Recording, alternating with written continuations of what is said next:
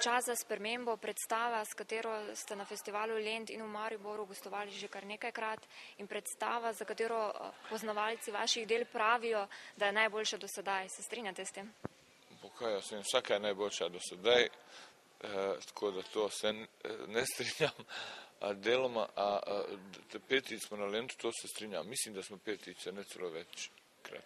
In zadnji, kdaj obstaja ta šotor, igramo tukaj vedno.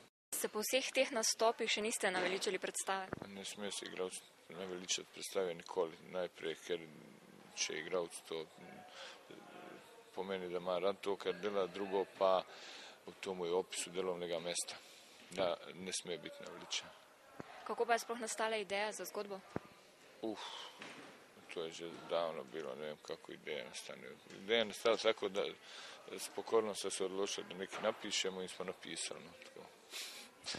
Občinstvo je predstavo zelo dobro sprejelo, tudi menda ste morali enkrat prekiniti predstavo zaradi navala smeha med občinstvom. Kaj mislite, tisto glavno, da občinstvo pritegne? Večkrat se to zgodi, to sem prav vesel. To je zdaj že ta predstava tako, mislim, to igramo, ne vem, če njih 7 let to predstavo. To je čez 350, do 350 smo tam nekje šteli, pol smo pa nehali, tako da sploh ne vem koliko že, ampak res smo jako veliko igrali to predstavo. Vsakič je drugačna in res je, da se nekajkrat zgodilo, da smo prekidali predstavo. In to so najboljši spomini, recimo ena gospa je prišla v garderobu, je imela bluzo, takšno svetlo, čist mokro in je rekla, vi ste krivi za to. Sem rekel, kaj je to je od solz, da je toliko jokala, da je bluzo imela mokro, je prišla pokazati.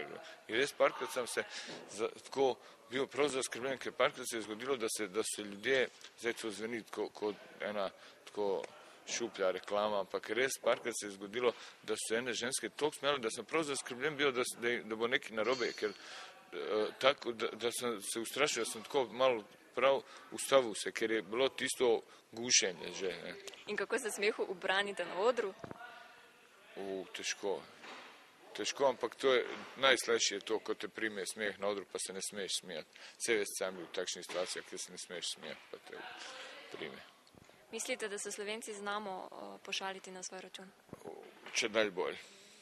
Lahko za konec, ob koncu najnega pogovora, naše obiskovalce spletne strani pozdravi tudi frizer Mirko.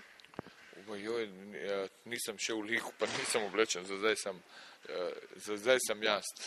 Pa tudi ne padam tako v lik, tako da bi zdaj neki noter, tudi Mirko ni veliko različen od mene samega, tako da lep pozdrav itak vsem gledalcem vaše spletne strani.